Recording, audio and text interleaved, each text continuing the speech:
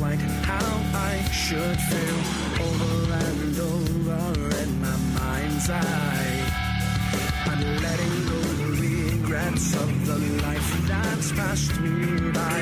Looking to the future and I find that I have nothing more to say. And when you leave, there'll be nothing more. That I have nothing more to say.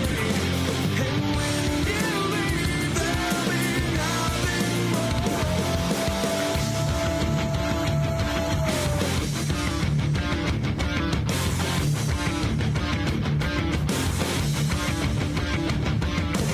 Open your eyes, look around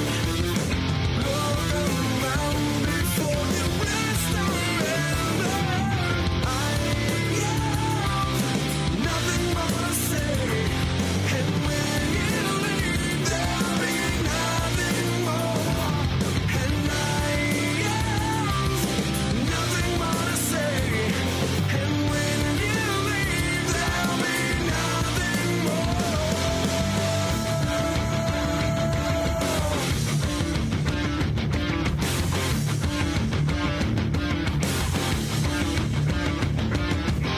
Open your eyes, damn it, look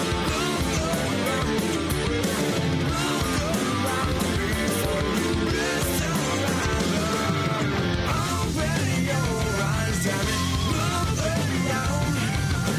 look around before you rest forever.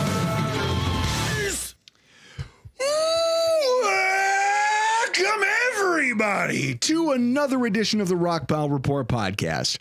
I'm your host, Bill Season Ticket Holder Drew Gear. That's my producer, Chris Kruger. In studio with us, Cover One's Anthony Prohaska. From Disguise Coverage and The Film Room with Eric Turner. And it's been a week, folks. It has been a week in the life of a Bills fan. We have experienced the NFL draft. And when I say experienced, I do mean that. Like, we felt that thing. I mean, it was a hellacious broadcast. It was a hell of a day. And then the week brought its own fireworks. But I won't spoil the show. Instead, Anthony, I want to ask you a question. When it comes to the NFL draft, how do you consume it? Are you a person who's glued to the TV? Are you a guy who's enamored with the idea of I have to hear the broadcaster analysis? Or are you just someone who can mute it and walk away and just watch the ticker from the other room? The second one. Okay. I especially now with like where the draft is and there's some sort of playoff hockey or playoff basketball happening. So I'm really just watching it to see the picks, then go back, find my evaluations or breakdowns of those players on social so I can post them, and kind of work that through a little bit. But it's really just, for me, it's a lot goes into the draft prep and process for me. So come draft night, I kind of just eat some pizza and I pass out. Yeah, I just lay out on the couch and let the draft come to me. I try not to do too much because I'm exhausted. I'm like a marathon runner. That's it. It's like people don't understand when you podcast and you do this and you talk about it. Hell, I don't do any of the work. I'm one of the laziest people when it comes to this stuff because I figured out a long time ago I suck at this. So what I need to do is take the Joe Rogan approach where I ply people with alcohol and food and go, hey, smart person, come in here and tell me a story about something I don't understand. So you got me. Hey, man, That's how we got here. Here's this one pie pizza and whiskey sours. You want to come over? I'm like, yeah. And all I do is absorb information. And even then, that is exhausting. So then when people, we all have things that go on in life, and then you get hit with this like, hey, everyone should go watch the draft party. Like Chris is like, we're all going to go to Doug's house for the draft night. And I go, yeah. A room full of people who are going to go, oh, what'd you think about that? You know what I think? I think I want to go take a bathtub. I want to go take your bathtub. I want to fill it up. I want to grab the toaster and climb inside of it. That's what I think. It's the fifth pick. We spent the majority of the first 10 picks, Doug and I, dissecting the wardrobes of everyone. I sent you, I didn't know who it was because they hadn't been drafted yet, but Shamar Stewart went to the Bengals, and I go, oh, look, The Bengals drafted one of Dorian Tyrell's henchmen from The Mask with his fucking green suit. I forgot who it was. I forgot whose outfit it was, but I compared it to he looked like a Sith apprentice, and I forget who it was. It was whoever the one big defensive lineman was. D-tackle. He's a huge dude. Oh, no. It was, remember. No, it was Tyler Booker. No. Oh, it's going to drive me insane. So either way, I still think my favorite was when it came to Chris and Travis Hunter, where he pointed out accurately, I think, that Travis Hunter looked like a personal assistant from the Real Housewives of Atlanta. Abdul Carter. Thank you. That was my Sith apprentice. Sorry, continue. It was just funny, like watching. I get it. You have money. I've said this before. If you're they're at least have the excuse that they're young. Chris doesn't have that. Chris still tries to dress cool, even though he's 40 something. These kids are at least young. He smirks, but he's like, all right. He's like, I'm still trying to dress cool. It's embarrassing. Now, if you're 23 and you're about to be a multimillionaire, yeah, you wear whatever the hell you want, man. I can't. Who am I to tell you? They're probably already multimillionaires now with the NIL money they got coming in.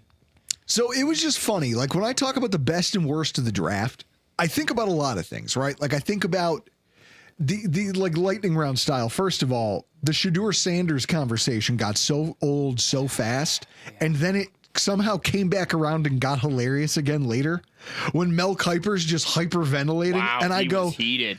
This is an old man showing his ass on national television. You used to go to jail for this kind of thing. We used to have standards. They used to get charged, like the FCC used to fine people for showing their ass this hard. We go to Scott in the chat. There absolutely was.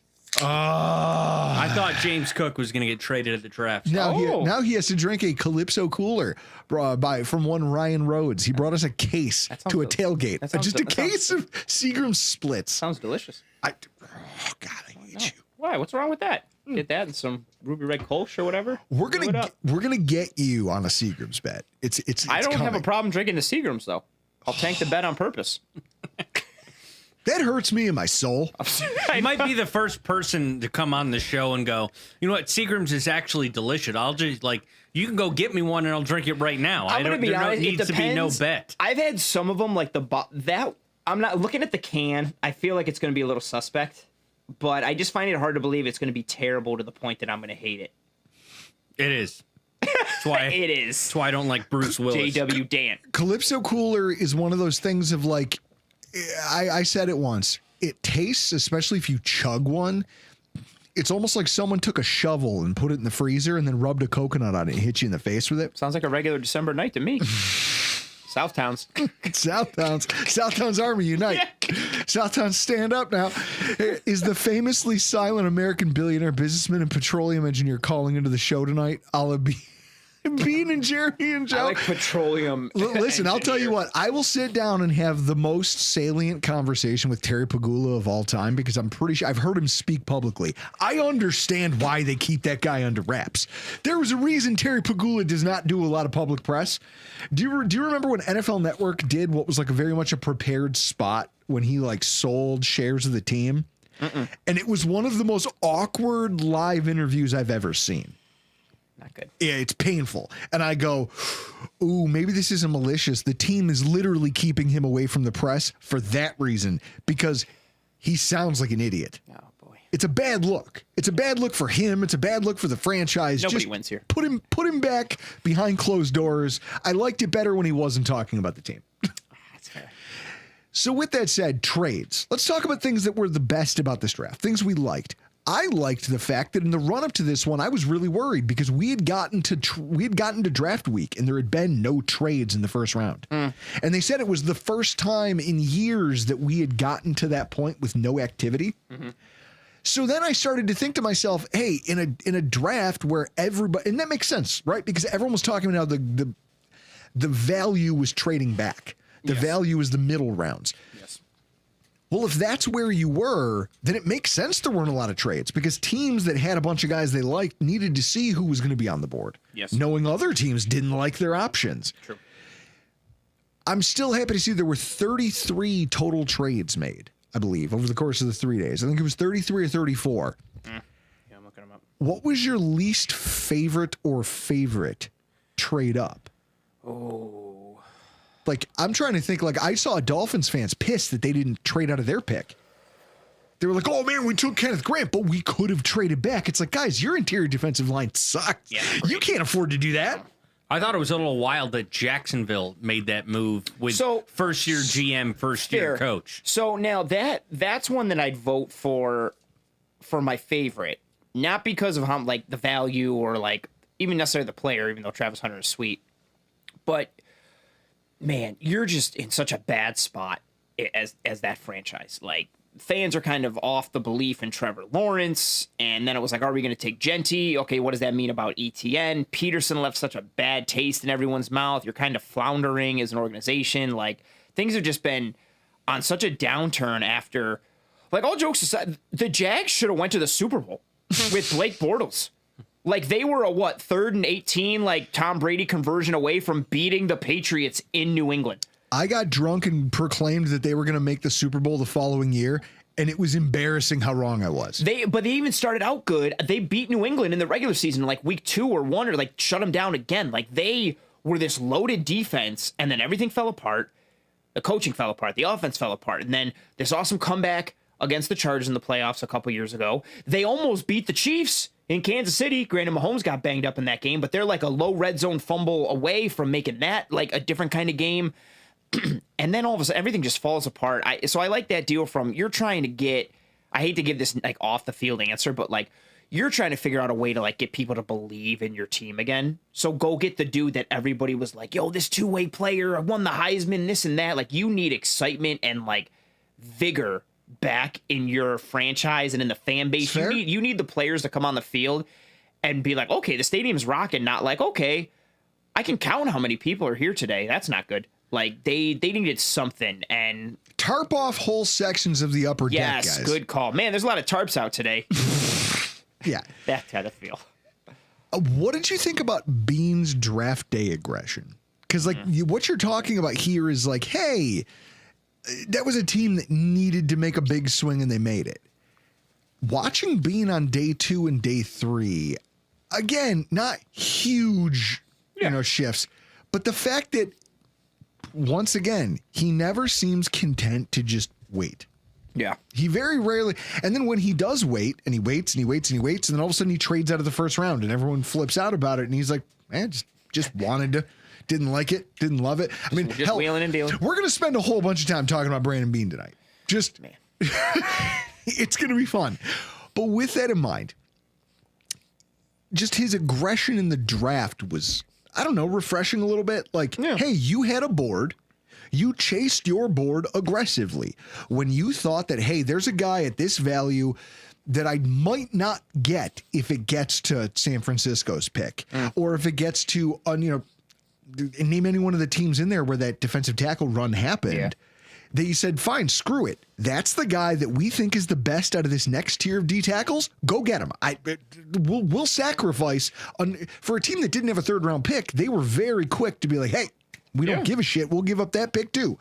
We'll do this. We'll do that. Hey, we're going to trade up, and then we're going to give up another pick, and then in exchange, we'll give up our 4th round, wasn't it? Yeah. And in exchange, you're going to give us a 3rd round.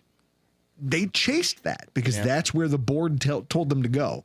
Landon Jackson falling to them the way that he did, I think, is just luck in the sense that they probably were going to take him. Like he even said, I think, that they were going to take him in the back half of the second anyway. Yeah. It's interesting how quickly they chased TJ Sanders. Yeah. Now, is that a good thing or a bad thing? Time will tell. Like, do you love the fact that he was aggressive about getting that specific D tackle? Oh, for me individually, I've been a big proponent of wanting a different skill set on the interior. I like TJ Sanders. I liked his tape a lot. I thought he was a scheme fit for the Bills, an archetype fit, everything. I put him on the back burner a little bit once they signed Ogunjobi. Because we've already got 9 of these guys. There, we have a lot of 3 techs. Yep. And then Bean said it as much, like, after they drafted him, like, oh, his primary is 3, but he can play some 1 for us. And then the next day, tried to walk it back a little bit. But I kind of put him on the back burner because I wanted more. It's probably the only thing Bean's walking back this week. That's fair. That's fair. That's very fair. That's probably the only thing Brandon Bean is walking back this week. I understand the need for interior pass rush, and it's a fair argument, right? Like last year's grouping on the interior, just especially at the second level with Johnson and Carter, like you weren't getting inside rush, you also weren't getting inside run defense. Like you were getting nothing from the second rotation. So if you want to hang your hat on, hey, we think rush is more important, so we're going to do that. Okay. And that's not like TJ Sanders can't play the run. I just wanted more of a stout presence on the interior, and we were so close to getting it if Tyreek Williams had been there, because apparently they were going to take him according to Tyreek Williams, but I digress.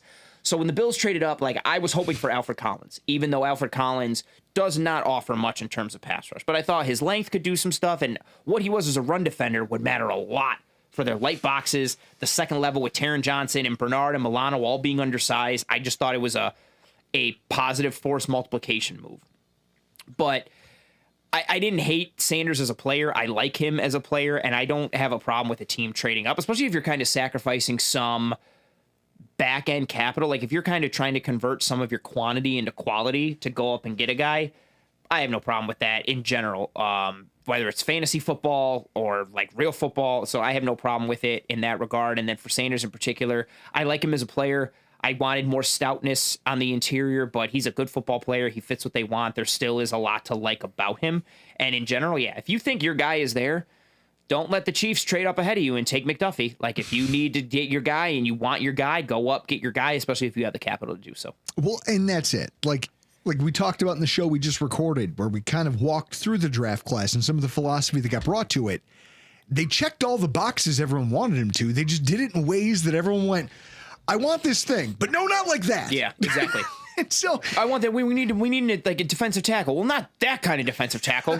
Like, and it was so funny because the Sanders pick was so funny because it was like the archetype is the archetype. Like, of course, that's the defensive tackle they took right now. And then they took like Walker later, and everybody's like, "There's the big guy," and it's like he doesn't play like how you think he is because of his size. He's actually plays more like TJ Sanders than he does a big guy.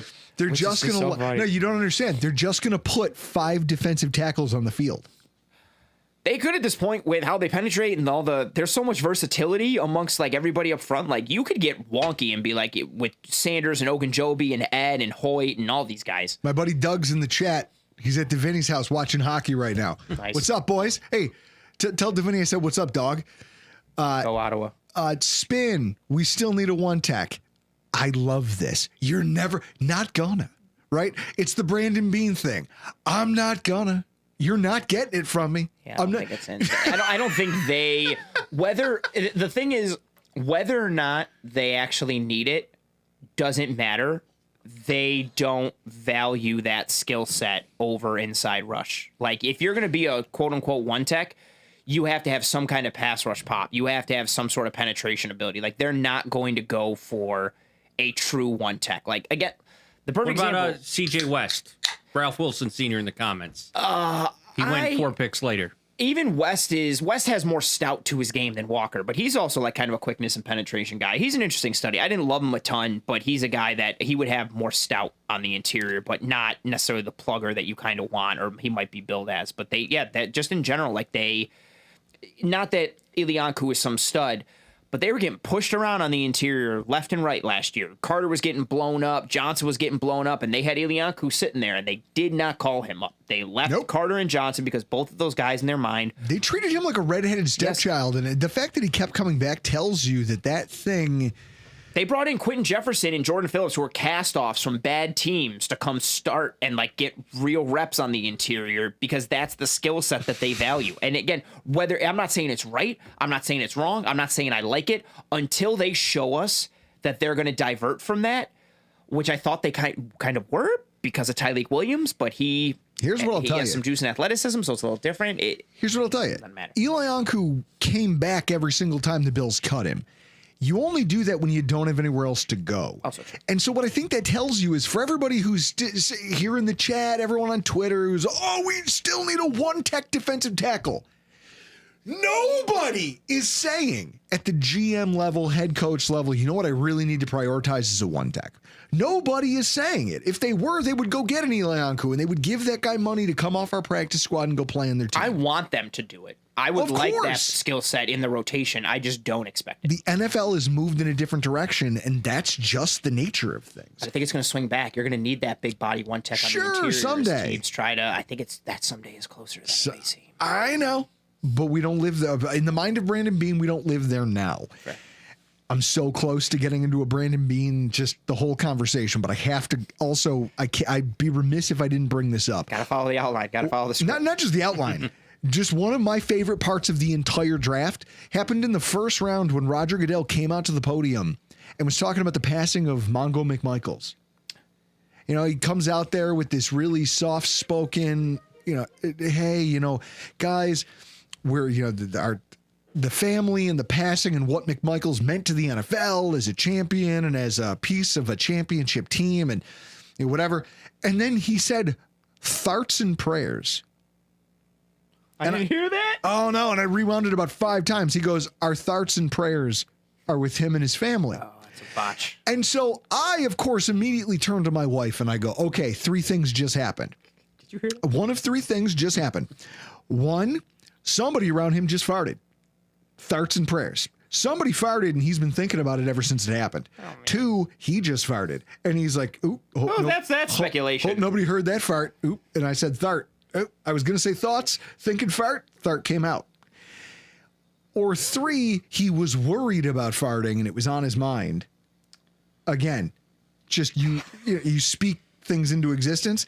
And my wife looks at me and goes, "Do you know how stupid you are?" He probably was trying to say our thoughts are with them and then our hearts are with them and couldn't figure out which one. So he said thoughts and prayers. And I was like, this is why you run things around here. This is why I can't be trusted to steer the ship here inside the gear house. This is a very good example for that. 1,000%. This is a perfect example. I had 3 scenarios in my head immediately as to where thoughts and prayers came from. You jumped. There was a lot of conclusions you jumped to there. The jump to conclusions, Matt? That's exactly what I was thinking. It's got different conclusions that you could jump to.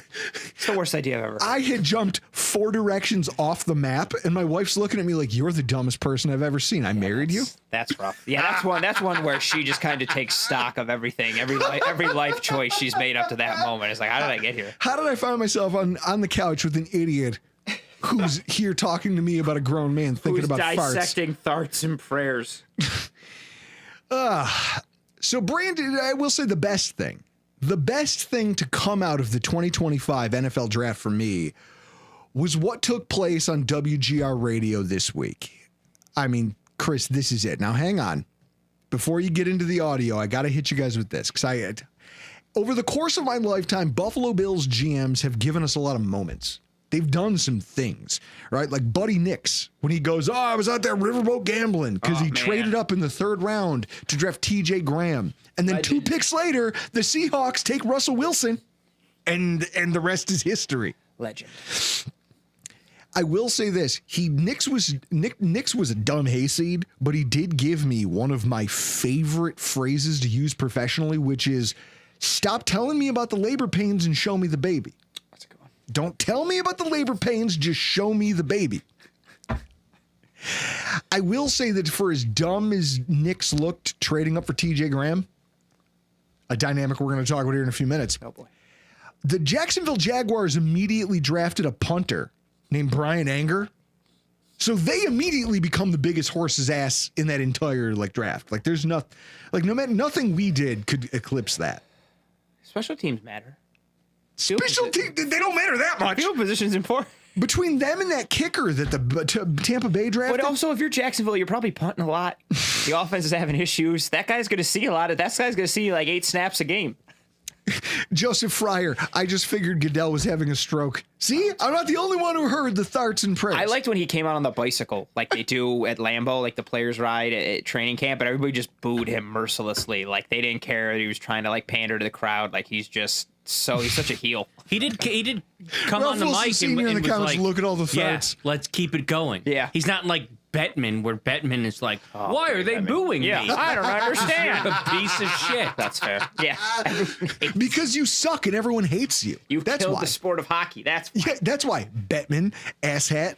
It is funny that he looks like, someone told me he looks like the Count from Sesame Street, Oh, and I'll that's never so unsee good. it. That's absolutely. Gary Bettman looks like the Count from Sesame Street, and I can't unsee it now. So spot on. That is fantastic. So Buddy Nix gave us those moments, right? He gave us some things. And then I look at, I got yelled at. I personally got yelled at, or at least about, by a really frazzled Russ Brandon in the tunnel at Ralph Wilson Stadium one time. Oh. Yeah. You had so many incidents. I got That's big. so Ralph. I got big timed by Mike Rodak, formerly of ESPN. Oh yeah. I had press credentials. I'll tell the condensed version of the story. Oh wow. I had press credentials. From Eric. I've never been inside the building from that side. So I can see the seats. I know the layout of the concourse, but I have no idea where all these tunnels behind the scenes go. Yeah. So I asked Mike Rodak, hey man, I see him, Matt Fairburn. I go, hey, which way to the interview room? Because Sean McDermott's going to do his pre-practice interview. And he looks at me and goes, oh, I don't know. And then turns his back on me. And I go, fine, whatever, Rodak I'll did find this? it. Rodak? Yeah. Okay. So I go, fine, whatever, I'll find it. And I don't find it. Instead, I end up locked out through security doors that go back into the building, and I'm out in the tunnel in the pouring rain. Now, it's the blue and red scrimmage. It's thundering and lightning, but there's 10,000 people inside the stadium, and they didn't account for that. So now none of the bathrooms are unlocked. They don't have concession stands open for all these people. They don't know how long this rain's going to last. It's a mess, right? Yeah.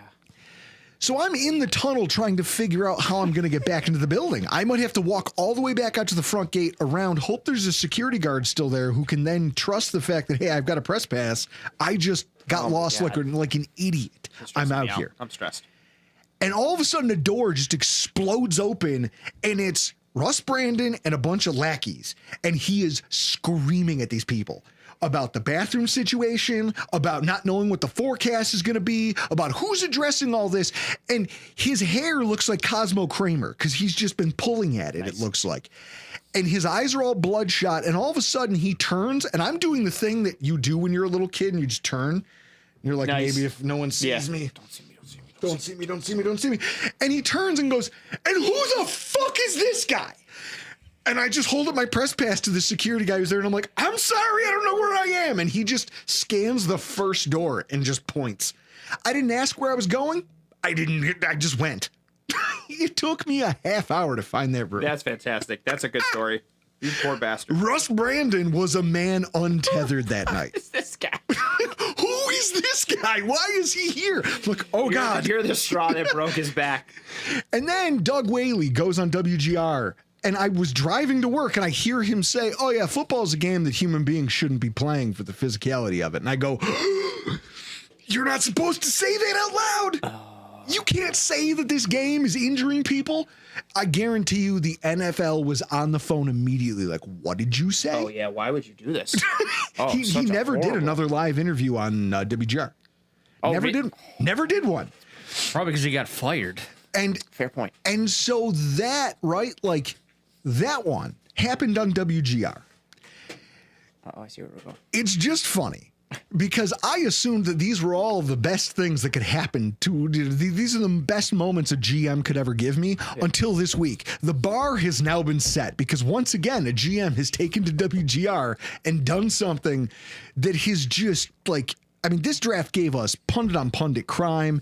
It gave us prank phone calls, but in epic fashion, it gave us Brandon Beane setting the tone like Shorzy. Just coming in hot on the radio station and mixing it up with the on-air talent. Chris, we're going to Zapruder film this thing. I want you to start it for me. All right, hold on. I got to find it now because I thought we were playing something else. 1 second. Yep. Right back to it here. Jeremy and Joe on WGR. Good morning. Thanks for joining us. Beautiful day out there. Talking about the Bills draft, and joining us on the Western Hotline is Buffalo Bills general manager Brandon Beane, who had a busy weekend. Why be a lot that of guy? hours logged. Brandon, we had 2 draft parties, so we're kind of tired too. You know, we were up late with you in the first round and the second round. It's a busy weekend for you. Yeah, no, it was. I was just listening to the last few minutes of your show before I came on, waiting on here. All right. Sounds like 2018 all over with you guys. Now stop right there, Chris. Chris, stop right there. I want you all to understand, Notice how they tried to give Brandon Bean a softball, like a ha-ha, jokey, like, hey, we were doing this thing. And Bean did not, like, it's like in baseball when you throw a four-seamer down the middle slow and you're just waiting for this guy to knock it out of the park, and instead he lets it go for a ball and goes, nah, not having it. That's what just happened to Jeremy White, and you can hear it in his voice. The way he kind of just like, whoa, it took him completely out of it.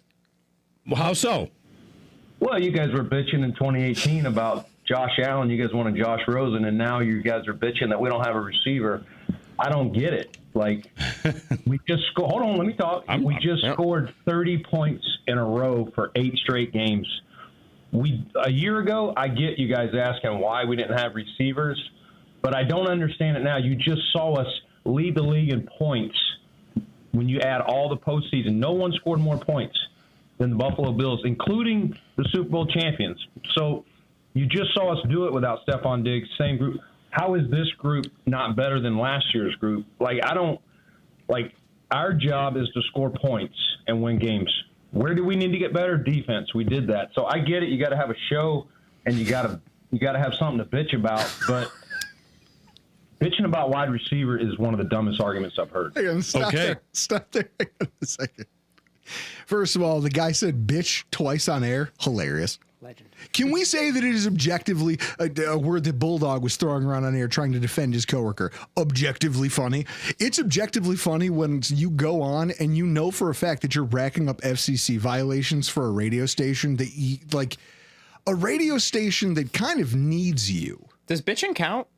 I'm pretty sure. As a guy who worked in collegiate radio, I can tell you that if you said bitch on air, there's the phone call you'd get would be from your professors. It wouldn't be from anyone else because they know the envelope is just coming from the FCC. And as a guy who worked in actual radio, wait a big time, Drew. Yeah, Rodak. Yeah, I worked actual. You Rodak me. Yeah, I worked actual radio in a top 10 market. Damn, I don't think Syracuse or wherever you went to fucking school is a blip on the map. North Collins with a college in it? Yeah, I do think probably in 2005 when I was doing it, you couldn't say bitch on air. Yep. Fair. So now I want you to hear. So Bean just came in hot, pushed these broadcasters completely off balance. I want you to hear just keep it going. I mean, I wish you'd listened to the 2 hours and 25 minutes before that, because there's plenty of things we do like about your draft, and I find it curious the energy you're coming at us with. But I mean, that's your choice. I get it. I'm just like, let's be realistic. Our job is not it's not fantasy football, like to trot out the best receivers. You got Josh Allen. First thing you got to do is protect him. You can't have everything. You can't have Pro Bowl wide receivers and have a Pro Bowl offensive line and an all-pro quarterback and 3 great running backs. Like, you gotta pick. Sure, I'd love to play fantasy football, but there's one football, Jeremy. There's one ball. You can't give it to but so many people. So that's where I'm like, I don't understand this narrative. I felt it a little bit from a couple of the reporters and the thing. Like, our job is to score points. It doesn't matter what receivers, what quarterback, if you score points at the level we scored, that is winning football. Now, there you go. That's all we have from his segment on GR this week. So that audio comes from WGR. You guys can see and deem me if you want to. I do not care. First of all, there's something that a lot of people miss in that last statement by Brandon Bean there, and I want you to hear this. As someone who gets into a lot of verbal conflicts with people. You? Yeah, me combative? No. When he just kind of casually throws in there, yeah, I heard this too from some other people in the media this week. He's not even talking to Jeremy anymore. He came in talking about them having just recently spoken about wide receiver, but it's clear like there's something else here. There's a whole other. He's not just talking to this guy. He's not just talking to Sneaky Joe. He's talking to literally anybody who puts pen to paper and thinks that it's a good idea to continue critiquing the draft in the way that they did and continue talking about the job that he and his staff are doing in the way that they are. Now, I'm drawn to these things like a mosquito to a bug zapper because human conflict is interesting to me. I mean, I can vouch for the fact that I've been sucker punched by no fewer than 4 women over the course of my lifetime. Wow. Because I commented or laughed too loudly at public arguments they were having. Like, I love conflict. I love it. I love seeing it. I love, like, oh man, this is perfect. And sometimes you get sucked into it. What are you going to do? Like a moth at the flame. I also like the idea that throughout all of that, did you notice that Jeremy didn't have anything to say? But what do you say? Yeah, so like, what do you do? What do you do? He actually did the smartest thing he could do in that moment, which is just say nothing. And Sneaky Joe did the best job of that. Notice, you never heard Sneaky Joe throughout that entire rant. And then even throughout the rest of that interview, Sneaky Joe did now as the oldest of 4 boys. I know what it's like to be in a room where someone's getting their ass chewed. And you go, if I just stand still, it's like I tried to do with Russ Brandon. Yeah, so you just don't see me. If I just stand still and I don't move and I don't say anything, maybe I won't get cussed at either. And that's good for Joe for having the good sense to just stay out of it. Because I don't even think this was about Jeremy, to be honest. Like, I think that this is something, I don't know. Like, first of all, it makes for amazing theater, right? Like, it dominates headlines. Now they're all going out on their separate PR tours, one on social media, one on national shows, one on local shows, one on Pat McAfee on ESPN. And they're all talking about this moment that just happened. And so, Chris, I feel like this is something that 10 years from now, we're still going to be able to look back at and go, remember the time Brandon Beane just called up the radio station and was like, hey, quit your bitching. I think Jeremy was taken back by it because he's been on the radio as long as Beane has been the GM. So he's talked to Beane numerous times over the years. Yeah. And I sent Drew a text because one of our listeners, Kyle Washington, sent that to me on Instagram. I immediately thought it was AI generated. Oh, I was like, no, funny. I have to go to the Odyssey website and make sure this is legit. It's on their website. And I ended up at GR's YouTube channel. And I'm like, oh, this is legit. Beane actually said these things. It's not like him. Yeah. And I think Jeremy was just in shock that Beane was coming at him like this. We caught him completely off guard. Ralph Wilson Sr. in the comments, Polian and Muckler mixed it up with the media regularly. Jeremy became the new Tiny Tot of Kilowatt. I thought Muckler, what? That's a rough nickname. Awesome. Not Muckler, it's Ted Nolan that was gussing it up with Hashick's wife. I was going to say there was allegedly. So here's what I'll say. Allegedly. I just want to say everyone fell along pretty predictable lines when it came to the end of this, though. In the fallout, in the aftermath of all this, you had the people who feel like, I hate WGR and I don't like those guys and they just got what they deserve. That you're going to celebrate their on-air embarrassment. I get that. Those people exist. Then you get the people who are doing it for professional reasons, and that bothers me. When you get other media members who are only jumping on the bandwagon because they go, well, it's popular now. And like you see, the vibe of the comment section here is that, oh yeah, Brandon Beane gave those guys the what for. And then they bandwagon. Losers. Losers. If you're going to hate all the time. Hate. This is why, Chris, I'm Silky Johnson. Like, I deserve to be player hater of the year. Nice. I deserve it. And then there's people like us who just like to rubberneck at human tragedy and just watch these things play out. Human tragedy. And don't act like it's not real. Everyone knows that when you're in a restaurant and the waiter drops something, you go, like, you get yelled at in the school cafeteria and everyone goes, oh, yeah. Or when a waiter drops something and you go, oh, I've never done that to a waiter. I don't know. That's so terrible. Dude, I've given standing O's. If it's impressive enough what you just fucked up, I will give a standing ovation. Oh, that's brutal. And like, humans are drawn to negativity. We love conflict. Reality TV is reality. That's why reality TV, the Bad Girls Club, that show exists because people like confrontation. I love Vanderpump Rules. Vanderpump. Scandival, man, that summer with Scandival, crazy. What I will say is this. For all the people coming out, whether they're content creators and they've got an agenda behind it, or whether they're media members and they have an agenda behind it, or it's all the people who are going, well, Brandon Beane should be more professional than that. And I don't understand. Chris, you got that queued up for me? Because I will defer to the advice, probably one of the best pieces of wisdom I've ever heard from someone pretending to play a New York City mayor in a movie. Mayor Lenny Klotch from Ghostbusters 2 when he said this. Being miserable and treating other people like dirt is every New Yorker's God-given right. Absolutely. And Brandon Beane is free to do whatever he wants and mistreat whoever he wants. Now, I want to say that this happens because most criticism, it's like anything else. There's a thing that happens and there's punditry about said thing. Those two things typically run parallel to each other. Nary do they ever cross paths. You know, it's the punditry and then the consumer of said punditry that are always interacting. It's the podcasters and the people who are here in the comments tonight watching this video. We're not talking to Brandon Beane about his draft or his ideas or how pissed off he might be that some people are out here trashing the fact that he didn't do what we thought he should, right? Sure. So with that in mind, you have to remember that there's a human being on the other side of this thing. When you do your thing and you've got your shtick and your punditry and all these things, there's a person out there. When I get drunk and I scream that our defensive tackle sucks at his job, it's not just him. There's also a coordinator, and there's also position coaches, and there's also trainers who are trying to help that guy be the best he can be at what he's doing. And when I criticize that, I'm also criticizing them.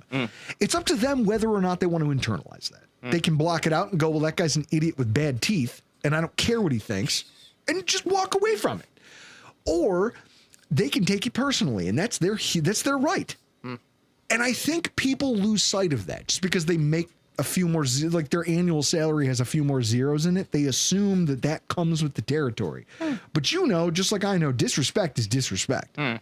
And we both, me loudly, you quietly, we don't really suffer disrespect, do we? Not really, no. Not really, no. You do it differently than I do it. A little bit. But, yeah, so it's on social media, absolutely. In person, it's a different thing. Yeah. And that's what I love about this thing blowing up is people forgetting that people are humans, man. I say that all the time with especially with the work that I do. And then we have players on the show and things like that. So that even kind of muddies it further. But I say it all the time when I for players who I think are underperforming or performing badly. And it's not just to say it as a cop out. I'll be like, I feel bad saying what I'm about to say because this is that person's job. Like saying man, so-and-so should be cut. I feel bad saying that because you're not just a fan of a sport. And a lot of people see it as that. This team I root for. That's the dude's job. What if he doesn't get another job? You're advocating for him to lose his job and try and find another job. And even if he gets picked up for think of that small example of he gets cut. Guy gets cut from team. He'll be fine. He'll get picked up somewhere else. What if he doesn't? Or even if he does, you still got to uproot your whole family and move to a whole other city. What if you don't want to do that? What if the kids are already ingrained in school? Yep. So do you move out there and live by yourself? Do you separate the family? There's so many logistical things. I think about that stuff all the time. And how and social media has made people too loose. With, oh, screw this guy. This guy sucks. That guy sucks. Guilty. Because everybody's being able to hide behind anonymity. I've got a story. So Lorenzo Alexander, when he was angling for a free agent contract after he had that really big year for the Buffalo Bills, I didn't tag him. I didn't say anything wild. I was just talking to a person so he must have been searching his own name on social media, which is fucking crazy. But I made the comment that Lorenzo Alexander was old and reaching the end of his usefulness, and that in that way, I don't want to get put in cap jail trying to retain some geezer on the defensive line. So gentle verbiage. And Lorenzo Alexander comes off the top rope being like, first of all, you have no idea what my responsibilities are on those games when you say I'm not performing. And this thing, and he and I went back and forth for about 10, 11. I did not know this. This is fantastic. What? And the whole time I'm like, oh, shit. Yeah, what have I walked into? Oh, shit. I stepped in it. He's mad at me. Yeah. And so where we ended it was he goes, and to your point, I'm not going to put y'all in cap jail. So then a week later, he signs a free agent contract. It was a 2-year extension. Good money, but not crazy money. And he literally came back to the tweet and was awesome. Like, told you so. And I was like, God damn, this man is petty. I love it. Yeah. Get me a Lorenzo Alexander jersey right now. Get me a Lorenzo Alexander jersey. I'm in. I'm sold. Sign all me right. up. It's a thing of, you're like, sir, I'm sorry for yelling. I'm sorry for raising my voice. Can we be friends? But that's the thing. fans talking smack and players trying their best to do a job and secure the bag for themselves usually don't have to intersect. No. GMs trying to draft winning football teams and radio pundits who have been trashing the job he and his, not just him, but his staff. He's got guys who have to hear this all the time. Yeah. Do you think that doesn't wear on him? Like if you're a good boss at whatever you do for a living, you stand up for your employees. Yeah. So if I bet you someone in his house came to him and said, man, they're just at it again. Especially when I know the Bills haven't won the Super Bowl, but they've had a good amount of success. And I know everybody defines that differently. So if you're sitting there like thinking like, again, they're at this again, like we just went to the AFC Championship. Everybody's been complaining about the defense. We addressed the defense, all these things. Yeah, like you could tell it kind of wore on them. And everybody has their breaking point at some point. What I love, Ralph Wilson Sr., Bean was just pissed with Moore coming in an hour later hearing how pathetic our wide receiver room is driving up his price. That's fair.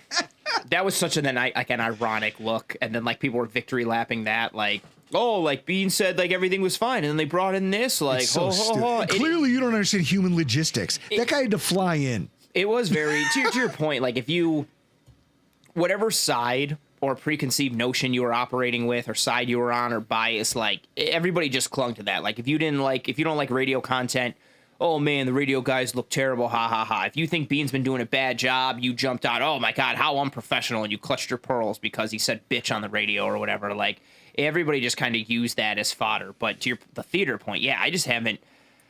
You hear so many coaches and GMs now do like shows and spots nationally, locally. You never really hear them like clap back at dudes, and especially because he came out so hot. Right out of the gate. It wasn't like the conversation like got there. Like he took a pitch. They picked up and like it was like he knocked on the door and they're like, "Hey, welcome," and he was like, "Let me tell you," and it was just like he cut a promo right there. It was just wild. Yeah, I had to cut that. I cut that specifically right at the start of the segment, so everyone could hear. Dude came right out the gate with his fucking take. Yep. It was also, I think, a good referendum on the power dynamic, right? Because this is also the team that suspended Chris Brown, who is a team employee and a radio TV personality. Didn't he say something like? He didn't say anything too. He broke a team rule during training camp where he described offensive line formations, and I think he thought the rules didn't apply to him because he's like, I'm a team employee. Yeah, Cover One knows all about that. Who knows? He said Cover One. Cover One knows what it's like to get kicked out of. I wasn't at that group that got upset at that. Yeah, I wasn't. I happened to not be at that one. But I get that. I get it every year with people getting at me during camp to be like, "You're giving away everything. Everybody's going to go from this." I'm like, "Yeah, I'm sure the Chiefs are scouring my Twitter thread to see where Curtis Samuel is aligned." So it was the thing of Brandon Beane had to remind the room, you all work for me. Everyone lives in my world. I run the show. Sean McDermott had to remind everybody, you are here because we allow it. I run shit here. Y'all just live here. I run this shit. You just live here. I want Beane to say King Kong ain't got shit on me. He needs to go full Denzel. He needs to call in again and just go full Denzel on air. But he can call into your radio show and cuss and call you to the carpet, and you don't have a leg to stand on. Do you want to know why? Because you need him. Yeah. You need that guy. Jeremy, someone mentioned it in the comments a few minutes ago, is going to go to training camp and do another show with Brandon Beane this summer for camp, and it's going to be fine. Because Jeremy will now have a better understanding of the power dynamic. He forgot about it. It's like, hey, guess what? I don't have any actual recourse. This guy can do whatever the hell he wants. Or maybe Beane feels like he has to rein it in a little bit. And then maybe he comes and he's a little softer and he goes, or maybe they joke about it because Beane has already said, I'm not walking it back. Yeah, that's fair. So then maybe Beane just shows up. Jeremy better start with shaking his hand and goes, thank you for the ratings. We've been down for so long because everyone listens to podcasts and not us on the radio. I mean, people need to remember who Sean McDermott and Brandon Beane are. They're a tandem of people who don't take shit. And they proved that. But also, they've extended olive branches. They let Tyler Dunn back in the building. Oh, fair. After he did this hit piece that he wrote about Sean McDermott, he was allowed back in the building and doing that was a hit piece. I don't think you should finger quote it. That was a hit piece. You can say what you want. He was in Sean McDermott's office doing an interview with him a year later. And so that's my point, is just this idea that time heals all wounds. These guys are very controlling about the message and about the things that go on, but at the same time, they're not they're humans. Yeah. They're also people. Chris, you know that about me. Guys, I'm just to break down the fourth wall. I am our resident snapcase. I come in here at least, I have it here in my notes. I'm Dave Chappelle from Half Baked, where I come in and I just light the room on fire and I cuss Chris out for about 10 minutes. And then we sit here and we have a beer and we look at each other from across here and I go, all right, I'm sorry for yelling. And that's it. And then we just move on because I had something I had to get off my chest. I know what it is to try to like set people on fire. So I get all sides of this thing. Now I want to talk about the side. First of all, before I move on, the real loser in all of this are the people who came out and decided to tweet at Brandon Beane's wife. People were doing that? Mm-hmm. His wife runs a social media account literally dedicated towards like helping animal rescues, and people started tweeting at her about this in the aftermath of that. You're the real fucking losers. Does she rescue gorillas? 1 versus 100. 1 versus 100. I will say that you people are the gross ones. If anybody's in the wrong in this situation, it's all of you, right? And it's the crowd that thinks they have to dunk on Jeremy White now, who didn't have the balls to do it 5 weeks ago. But you're doing it today because now it's popular and I get to punch down for once in my sad, pathetic life. Say it with a chest. Be an ass out in public. Do it when it's not popular. That's how I live. I feel like Vin Diesel saying it. I live my life 1/4 mile at a time. That's exactly how you live. I am not afraid to be an ass when it's not popular about things. And I think that more people need to embrace that or shut up. Don't just wait till everyone's dumping on a guy to be like, oh, by the way, your promos suck. And oh, by the way, you read ads poorly. What? Shut up. Is that what people are doing? Stop. Oh, dude, it's brutal. Not just his wide receiver take. People have used this as a vehicle to vent all of their detritus about Jeremy. And I think it's hilariously like, you're cowards. Yeah. You people are lame. That's why. That is the group of losers in this entire situation. I want Jeremy to lean into it harder the next time he sees Bean, to like shake his hand and be like, wide receiver's not shaping up great. I right? want him to bring the sign. I want him to bring the wide receiver train sign for 2026 with all the guys. Yeah, bring the board. That'd be funny. When he meets him at camp, he needs to have the board in the backdrop on an easel and watch Bean's face. Like, does he know? Will he know it's a bit? Who's called you the gorilla? Drew is the gorilla. That's what he's trying to say. 100 Bills fans versus a gorilla. Who you got? I think now, the gorilla. For the meat and potatoes of this conversation, because this is where it might actually matter, I think Bean has a point. Not drafting wide receivers. I mean, guys, when you look at the 2025 wide receiver class, it was nowhere near as valuable as the trench player class. No. Not even close. Yeah. The defensive line class was so much more important and deeper and more talented than the wide receiver classes. Yes.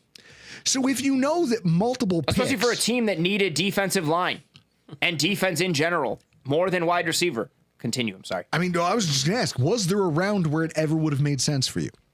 For wide receiver? Yeah. Kyle Williams? Who? Kyle Williams? Yeah, I like Kyle Williams. I wouldn't have minded if Kyle Williams fell to 3. I would have been down for Williams at 3. But I still preferred edge over it because of the bigger need and with some of the players that were still there. The sweet spot for me for wide receiver really was round 4. Like where they took Walker, I would have gladly taken Torrey Horton. That was kind of like my sweet spot. Before they did all the trades, like 109 and 132, somewhere one of those 2 picks, I was hoping for a wide receiver, and I was hoping it was going to be Torrey Horton. I like Jalen Royals too, but I liked Horton more. Now let me tell you why that's stupid. Fair enough. No, see, Anthony, I like you because you're just like, okay, fine. That's no, everybody's got their like. I think everyone has their opinion, right? Yeah, and this is a quote from Ricky Gervais, and he says like the arrogance or narcissism of people to think that like everybody's going to agree with everything you say. Like, so why would you get that upset if somebody disagrees with you or thinks something you says is stupid? Like, so why would you like? I just Dang. And I also, not to be a dick, but I also know like where my analysis comes from, but also that doesn't make me right. Like, so if that's why people would be like, oh, I can't believe you didn't get mad at this guy because they said like your take was dumb. Like, I don't fucking care. Like, so many people probably think my take is dumb. So many people probably think it's great. Doesn't mean I'm fucking right. Well, draw us a chart. That's where being, this is what I say. This is where being self-aware is nice because I know I'm an idiot. Bring the chart. What I saw was this. A back and forth, and I hate to do this because I don't mind these guys. Alex Brasky from the Batavia Daily and Kevin Massare, formerly of almost every single podcast outlet that exists. I mean, I did the jokes. Kevin, it is what it is. You know. These two individuals are going back and forth about the idea of, I don't like the value of trading up to 41. And Alex was trying to underscore the idea that, well, we needed offensive skill and we should have taken a wide receiver. And so Kevin was just like, okay, who would you have taken? And the guy Alex, to his fault, wouldn't commit to a name. He wasn't like, oh, well, I wanted wide receiver so-and-so. He was just like, well, I like the idea of a wide receiver. Of course you do. Everybody loves the idea of a wide receiver. And this is where we get into Schrodinger's wide receiver for me. So for those of you who don't know, and I don't want to misrepresent this, Schrodinger's cat, right? Yeah, it went 9th overall in this draft. Really good wide receiver. Great twitch. No. Great stem work. Quantum mechanics is where this came from. It's a theory about quantum mechanics and what is it? Superposition in quantum mechanics, and how it's just two things can exist at the same time, where the cat is both dead and alive at the same time. Yes, and at the same, it's also used in psychology. Sure. And so when you look at where the Bills traded up to, here's the wide receivers that they could have drafted with that pick: Luther Burden, out of questions about his separation skills. They could have taken Trey Harris, who has injury issues. Jake Besh. TCU. White Randy Moss. No, I'm just kidding. Yeah, well, the white Randy Everybody Moss. just kept comping him to your typical things that I wanted to put out a tweet of. Not a natural separator, not a lot of burst during his routes, just another guy out there running around. Everybody screaming for wide receiver upgrades are a lot like Alex Brasky in this interaction here. And you're unknowingly rooting for Schrodinger's wide receiver. And when I say that, it's because you all assume that because I took a guy in the first round, second round, third round, he will become T. Higgins. He will become Justin Jefferson because we've seen it happen, so it must be so. Right? Could be TJ Graham. Unfortunately, hypotheticals don't catch passes. Players do. And so with that in mind, what I liked, what I did more out of mental illness, I went through the top 96 picks in the draft, first 3 rounds, every year for the last 5 years. Went all the way back to 2020. And I charted it out. 80 wide receivers have been drafted in the top 3 rounds since 2020. Out of that, Anthony, here, I'll open up the spreadsheet so that you can see my kind of handiwork here. I looked at the spreadsheet earlier. You attached it in the email. I sent him a spreadsheet. And out of that, you have some names that pop in terms of oh, man, this guy is a high-level NFL contributor. And this is a guy who, you should look, a CD Lamb. When you go, hey, I want to look at all the guys who have ever produced at a high level. You've got a Malik Neighbors, Brian Thompson. Last year alone, I think, set people up for this kind of lull. Malik Neighbors, Ladd McConkey, Zay Flowers, Addison, Rashee Rice. Teams are getting really good value out of these guys. You have about 5 elite players like Jamar Chase, Nico Collins. Is elite. T. Higgins, you could say he's elite in spots when he's healthy. So you can talk about all these things, but then you have to look at the other side of the coin, which Chris now has on the screen for you guys. There is a 41% bust rate. There are 33 of those 80 players who have never meant shit at the NFL level. Look at that chart. I put in Nico Collins and T. Higgins on the far right with those green dots just to show you how poor these other first, second, third round picks have been by comparison. And it's disastrous. It's awful. Imagine if you were the team. And the red dots represent people that have or currently signed by the Bills. So this is where this graph becomes meaningful. The odds are not on your side. Right? If you talk about 33 out of 80, 33 players out of a population of 80 are going to be almost completely unrosterable. Also, in the not even NFL. just like that, like just the draft in general. Like if you have 7 picks, if you hit on 2, like that's good. Like so, if you're under that's like a batting average. Like if people who like, oh man, they hit 300. That means you're failing 7 out of 10 times, but that means you're great in baseball. Like that, the odds of hitting on your draft picks are small to begin with, let alone like that specific. Like niching it down further. And so what I get mad about is when people talk about this idea that like you have to have, right? Like, oh man, we should just spend a pick on a wide receiver because he could be great. Yes, he could be Nico Collins, but it's the Family Guy sketch of, hey, you could take the speedboat or the mystery box, and they go, hey, well, I'll take the mystery box. Oh, it's a boat, but the mystery box could be anything. It could even be a boat. You know how much we wanted one of those. So Peter, we'll take the box. And that's what we're talking about here at wide receiver. Like some of those bus crowd, like the players that other teams were like, oh my God, I can't believe we drafted this guy. We need to get him out of here. Yeah. Have worn or will wear a Bills jersey this year. And that's fucking crazy. And it shows you where our GM's head is at when it comes to the position. That's why he's so angry about this. Because what he's doing is he's like, first of all, would you rather err on the side of an impact defensive tackle in the draft in the second round, potentially impactful? Or would you try to spin one on a pick now, having seen that chart and looked at all of just the awful performance that's been put out there by a lot of second and third round wide receivers? Would you rather err on the side of, even if he's bad at being a penetrator as a 3-tech, he's at least a fat guy I can throw out there to take punches while I rest my starter? It would depend on my team. You're gonna hate my answer, but it would depend on my team makeup. Like, do I need the receiver? What does my interior defensive line grouping look like? I think it comes down to team dynamic more than anything in the draft class itself. I feel like it just saying you want a receiver for the sake of wanting a receiver. Like, so it's a kind of piggyback on the comment you made earlier. Like, if this was last year's class, I could understand someone being like, they should have gone receiver at 41. I'm like, oh, okay. But that's fair. That's a loaded class. I understand. Like that class had the opportunity to have a higher hit rate than your 33 out of 80 because of the projected talent. That was still a projection. I just don't think that argument holds a lot of weight in this. So in general, it depends on my team makeup and depends on the class. In this particular example, no, because the Bills' need was bigger at interior defensive line.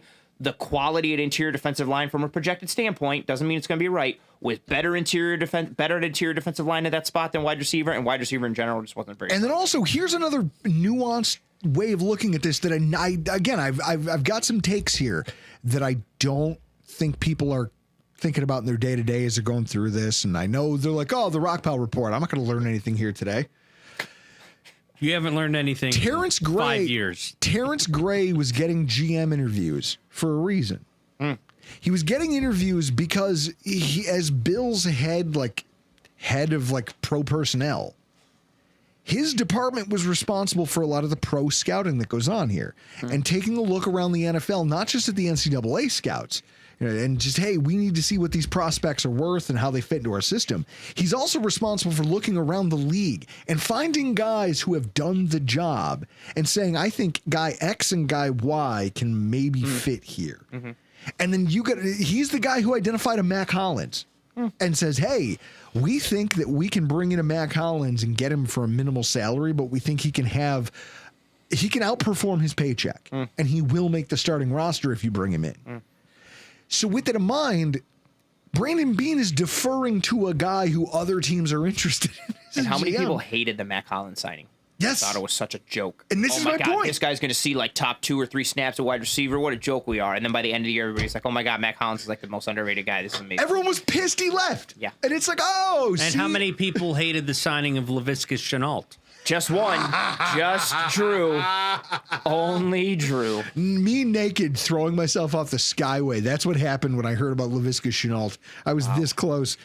So, some of your buddies over at he's going to have 5 touchdowns this year, and I'm going to look like a horse's ass. Air Raid over at Cover One put out a tweet because I guess Steve is like, I don't get the Shenault thing. It's like Chase Claypool, and then I tweeted a gif of Drew like just fist pumping. Yeah. Because Steve and Drew surprisingly on the same page with LaVisca Chenault. You love to see it. On the same page about LaVisca Chenault, just not the same page about hairstyles.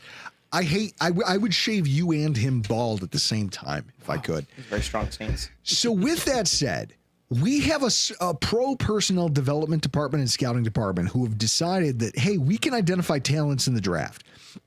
And I want to talk to you a little bit about Bean's philosophy that nobody here has picked up on. And I love this. I love that I get to be the one to talk about it. When you look at how Brandon Bean handled offensive line back in 2019, we were intentionally built the shittiest offensive line in the league that we only paid. I love this stat. We paid $12 million for 5 starters. Taylor Lewan made $19 million that year by himself. Wow. Yeah, it's funny. It is funny. That's how poor but it was intentional. We needed to clear the books. You normally spend a lot of money on the offensive line if they're good, like the Bills are now and will be for the foreseeable future. Brandon Bean told John Warrow in the run-up to the draft and then to free agency, I prefer guys I've seen do the job. And he backed that up by signing 9 free agent offensive linemen in that free agency cycle. The Jets went out and spent money at linebacker and cornerback and receiver and all these things. And the Bills were like, nah, give me all of the trenches because this is how we're going to win with an inaccurate Josh Allen. Josh Allen, who hasn't quite figured out how to harness his cannon for an arm, we're going to run the hell out of the ball. Why? Because we're going to just throw bodies at the problem until somebody pans out. They did draft a Cody Ford, but people who are remembering... that only panned out at the steakhouse. Ty Nsekhe could have had DK. They brought in Ty Nsekhe that year as a free agent. Now, he was just supposed to be depth, but because Cody Ford was so bad, he ended up starting. And if it wasn't for Ty Nsekhe, the Bills maybe don't make the playoffs that year. So, he's just kept papering that thing together and papering it together and doing this and doing this and doing this. And then they got good coaching at the position group. And all of a sudden, the draft picks started to hit. And the guys who they had drafted previously started to develop better technique. And now Spencer Brown's playing better. Dawkins is playing the best football of his life. Torrance is a thing. Our free agent pickups in David Edwards and McGovern are all of a sudden playing really good football. And oh, by the way, Alec Anderson rules. Vandermark is an undrafted free agent player who is out here starting at right tackle against the Chiefs, and he doesn't look out of place. You go, hey, this isn't a thing I have to worry about anymore. Now I'm comfortable with what I've built because I brought in the coaching to oversee it.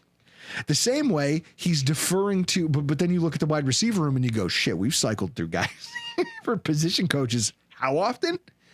No, none of the guys Bean has drafted so far have panned out at wide receiver except for Khalil Shakir. Name me one. Well, yeah. I mean, how many receivers has he drafted? Not a lot. Not a lot. His first draft, he took Ricky Proehl's son. Yep.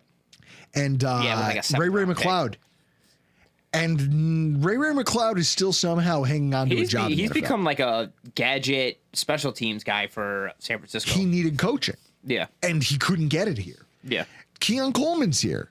And everyone's like, oh, we're disappointed in him after his rookie season. It's like, it's hard. I think Bean is seeing it's hard to nail this. Like, it's hard to get good wide receiver, like draft pick, come in. It also depends what kind of receiver you take, right? Like, if you like Keon Coleman, I think is not the best example for that because he's such a ball of clay at the position. He has such a wide variety of outcomes. Like, he could be out of the league in 3 years. He could be on a really good contract. He could be a high-end wide receiver too. He could be signing 1-year contracts for the next 8 years after his first contract, because different teams keep thinking they can be the ones to tap into his skill set. Like, he's not a high floor guy. He's a higher ceiling, lower floor type of guy. And that's, but to the point though, like, betting on that guy opens you up for more scrutiny, because if you don't take a lot of guys at that position, this is another one that's kind of a drop in the bucket for like, oh, another swing and a miss kind of deal.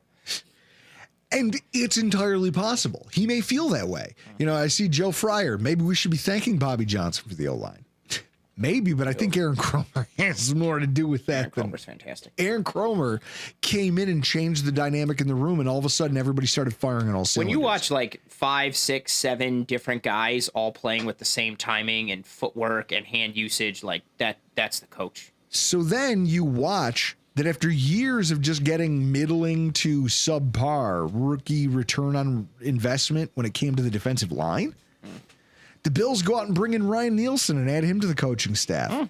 And you go, oh, who did Ryan? Oh, yeah, he coached up some really good defensive lines. And he took some draft picks and really cultivated them into multi-million-dollar players. Now, I'm not saying that he can do that here with this current crop of rookies, but it's telling that at a time when they knew they needed to get better on the defensive line, they also prioritized bringing in a guy with his skill set and bringing him into the franchise and saying, hey, you're an assistant defensive line coach. It's this thing of they're going to try to fast track a little bit of the development by bringing in a guy who knows a thing or two about coaching guys in that way. Or at least he's got a track record of doing so. I haven't seen that coaching investment at the wide receiver position. And I think it's specifically because right now, when you're in this win now window that the Buffalo Bills are, where they go, we have extended a championship window. We had one, everyone said it closed, and then we won the division again. Shocker. To what, like Sam Acho and a bunch of other assholes on ESPN? Oh, I don't listen to any of those. Of course. Emmanuel Acho. Emmanuel Acho, Sam Acho, it doesn't matter. See, that's how little I know about the guy. Here's what I'll say. This team is comfortable staying out of being the people who invest draft picks in guys like Danny Gray, Velus Jones, Sky Moore. They don't want to be the guys on the chart that I showed you a few minutes ago. They don't want to be the team that's known for investing a second or a third round pick that they're now tied to for at least 2 or 3 years. Because, like, we just got rid of Kyrie Elam and we, gave him away for a prayer? Like, what do we get in return? Fifth round pick? And that's only because he was a first round pick. If he was a second or third, like Chase Claypool, you cut those guys and they just go find another job. Dallas announced they're not picking up his fifth. Of course not. Shocker. They're not picking him because he's a rental. He's a prayer for them. And he could be cut before training camp is over. The idea being, Brandon Beane can't, again, I haven't talked to the man, and he would probably cuss me out the way he cussed out Jeremy if he had, because he'd be like, you're dumber than that guy. Although I think he has worse hair. Better teeth, though. From a looks department, we'll have to do a primer, like me versus Jeremy. Who would Brandon Beane flame the worst if he saw us and was like, well, that guy just looks like a moron. I'm not talking to him. What I'm saying is, he's looking at this going, my UFA moves and my trades at wide receiver have paid off. Drafting this position is volatile. A lot of them bust.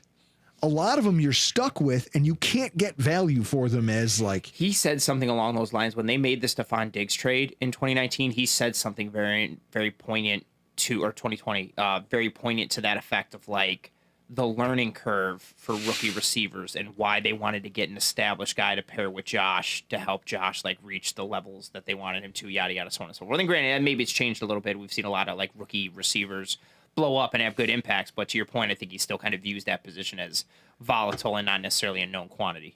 And so with that in mind, you're better off just letting everybody else draft these guys. It's like me. You know what I do?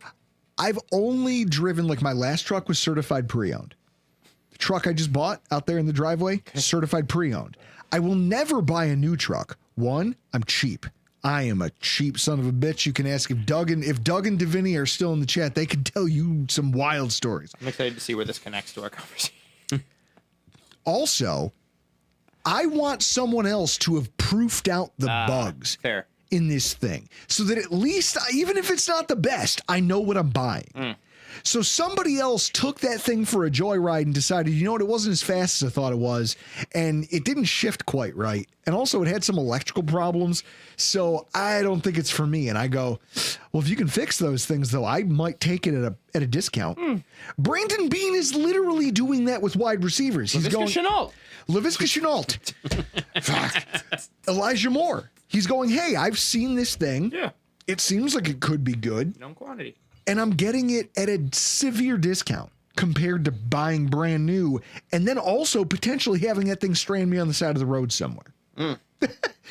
So with that in mind, I think that this is the best approach you could take. And I think he's applying that 2019 offensive line logic to the wide receiver group now. He's saying, look, I'll keep buying guys. I'll keep buying them and slotting them in. Think about how many years we had Dave Quessenberries floating around. Just weird, random Lamp got brought in. Forrest Lamp got brought in one year, and we were talking about him having like upside as a starter. Never made it. But they gave him a shot instead of drafting a guy. Why? Because they were like, once upon a time, we saw him do a job. Let's see if he can do it again. Once upon a time. Once upon a time. I just believe that this front office is smarter than everyone's giving them credit for. And I can understand why an entire draft room full of people who are like, listen, we just did the draft again, and all we're hearing is shit about the local radio station is just trashing us again for not doing a thing that doesn't make sense for us. And Brandon Beane goes, all right, don't worry, guys. I got this. Let me take care of it. Make a phone call. So he comes in and he goes, oh, yeah, I was listening to your show a little bit there. And I think it was the Air Raid Hour, Chris, that actually had the tweet showing how they had been talking about wide receiver from the jump at like 4 a.m. Oh, GR? Yeah. Oh. And so when Brandon Beane comes from a radio professional in a legit market. Go flex on him, Rodak. You will generally call, if you're going to have Beane on, you're generally going to call him during the previous segment or commercial break. Oh, okay. So it was like, because you don't want to have him on hold for that like long. 15 minutes. So it's surprising that he was sitting there listening to Jeremy and Joe talk about it. Oh, okay. That's fair. I like that professional radio insight. So I just showed Anthony the tweet from the Air Raid Hour where they broke out the quote unquote chapters of the show. If you look it up on Odyssey, it seems to be a whole lot of talk about a thing that they tried to downplay when Brandon Beane got on the air, huh? Yeah, you go, huh? How about that? Not a great look. That's not a great look. So with that in mind, these guys are all Bobby Hart. What about Bobby Hart? Oh man, they should have signed him to a 1-day contract so that I could hit him with my car. And then, what did I say that out loud? Wow. I'm sorry. Wow, you did. A little peek behind the curtain. Little peek behind the curtain. That's right. I know about human conflict, people. Like this is like The Office. Like Office Space? No, Office Space. When he's in the office going, I'm a people person, damn it. I am not a people person. What do you do here? I know human conflict. What is wrong with you people? Half the time, I'm the guy driving it. I know fights and I know tifts. This is a tift. This is a tift between a guy who was annoyed. Yeah, Drew hit Stone Cold in what, 99? At the Survivor Series? 98? He did it for The Rock. Yeah. Drew did it for The Rock. Guys, it's just interesting that the draft gave us all of this bounty of conversation topics. And then, like I guess at the end of the day, who's the wrestler who was like, you may not like it, but you have to accept it? Who was it who said that? Wrestling aficionado Didn't Anthony Arn Prohaska? Anderson say something like that about the Four Horsemen? Learn to love it. Could be. And here's the funniest part about this that I don't think fans are ready to hear. For those of you left, those of you hanging out with us late, I know we've run a little bit long. I don't give a shit. It's my show. I'll do whatever I want with it. Conflict. Here's the best part about this dynamic. For those of you screaming about, well, he just didn't do this and he didn't get the help and now what are we going to do? Beane will absolutely take another day 2 pick and fire it into the sun in October for a wide receiver trade if he feels like this team needs it. For those of you who haven't read the piece over at golongtd.com, that Tyler Dunn did a one-on-one interview with Brandon Beane and talked about the fight on air and just his attitude towards all of this. You hear the words of a guy who says, listen, I've got my plan. I don't give a shit what you think. I don't care what they think. I know what I think. And when that guy says, I'll do this thing again, the Amari Cooper trade, do it again in a heartbeat. You better believe him, because when has he lied to you? In fact, that's one thing we all agree we love about Brandon Beane. He always tells you the truth. He always tells you exactly what he means. It's just on everybody else. We believe we've got linebackers in house. Yeah. The fuck you do. Oh, Terrell Bernard is good. Dorian Williams, also good. We didn't know that. We didn't know that you. I'm sorry, I was not familiar with your game. Nice. And then he goes, oh, Spencer Brown, and we're like, why isn't he bringing in another right tackle to challenge this guy? And he goes, no, we trust in that. I go, you're an idiot. Who's dumb? This guy. That's the gorilla in the corner. That's my point. That's me in the corner. Nice. Eating a banana and nice. yelling Remix. about your... Nice. REM remix. That's the B-side version. The B-side? I'll come in here one day and play with an acoustic guitar. What I do know is he will absolutely do this again. I urge you to go read the piece, but what I'll tell you is, would you be mad now, knowing what you know and seeing what you've seen? You said you were building a 2026 draft board because you're sick. If you were to watch him spend a day 2 pick, let's say this year, this iteration of the thing doesn't pan out, I'll tell you what, I looked it over. There's names out there. There's guys, right, that you can trade for whom, I don't know, like they have value and you could potentially go. Romeo Dobbs comes to mind. You know, Alec Pierce, Rashid Shaheed, John Mechie. There will be guys with small cap hits that you could go get who could represent another dynamic for the wide receiver. Depending on the level of player, I would trade anywhere from a 3rd to a 5th for some of those names or someone in that range. And so you don't think Brandon Beane will just go, nah, if it's not working, fuck it, I'll throw another pick at it. Yeah, who's going to stop me? I'm Brandon Beane. He kicks the tires on everything. And then he'll show up on the radio station mid-season and just cuss out Jeremy White again for fun. Man, that was... What a time. What a time. What a time. Guys, this has been the best of the NFL draft. I think this is the best thing that it could have given us. Not even the draft picks were as good as Brandon Beane going on the radio and giving them the what for over something that I think philosophically he might be grounded in. Oh, he's definitely grounded in it. I think 2 things can be true about it. He, for as right as he may have been, he could have handled himself with a little more calm for some, but I don't think the nature and notion of what he said was incorrect, especially for a team that's a run-first team and has built their wide receiver room to reflect that team. The schematics got left out of the whole conversation, which is a whole other episode. As a film guy, where you're like, hey, is anybody looking at the fact that we still we talked over the summer about power slot and that's right. And then it's like, oh, wait a minute, they're doing the thing now. That's why Matt Collins made sense. Everybody was like, this sucks. And it's like, he's not in there to catch a ton of passes, but granted, he played better at receiver than people thought he would, but he's in there to fit up dudes on duo. And they run a fuck ton of duo. But nobody knows what the fuck duo is. So, surprised that they don't get the vision. That's the problem. The average person doesn't know what you know, which is why they should be watching your show. Where can they find Anthony? And how can you educate these plebeians?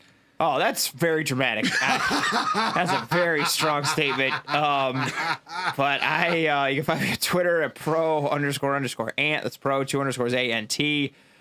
Find me on Blue Sky at ProAnt, PROANT. No underscore is there. I host a show called Disguise Coverage live every Tuesday, 9 p.m. Eastern on YouTube and uploaded to all the audio platforms immediately after. It's film breakdowns and advanced metrics and high-level football schematic and structure discussions and player evaluation pieces. And then I also co-host the Cover One Film Room, which is all film and advanced metrics, and that gets dropped on Mondays and or Wednesdays, depending on the week. Spin, that was a professional plug right there. See, I do some things well. General hygiene might not be one of them. All the plebeians listened. I was like, all right. Guys, this has been a blast, and I love that you all showed up for it tonight, but we got to get the hell out of here. I'm Drew Gear. That's Chris Kruger. That's Anthony Prohaska. And this has been your Rock Pile Report. See you on the other side.